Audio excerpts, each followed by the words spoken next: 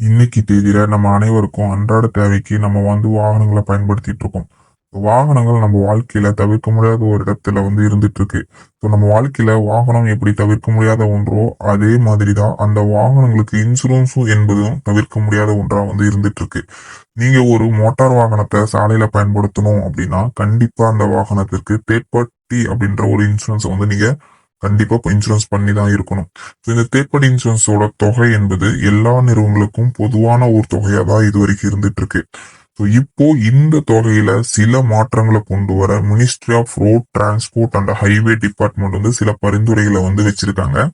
So third party premium எப்படி work ஆகும் அப்படின்னா, நம்ம ஒரு வாகனத்துல போயிட்டு இருக்கும்போது எதிர்பாராத விதமா ஒரு வாகனத்தின் மீதோ அல்லது ஒரு நபர் மீதோ ஒரு பொருள் மீதோ மோதும் போது அந்த பொருளுக்கும் அந்த நபருக்கும் ஏற்படக்கூடிய சேதாரத்தை நம்மளுடைய இன்சூரன்ஸ் நிறுவனம் அந்த லாஸுக்கான தொகையை செலுத்திடும்.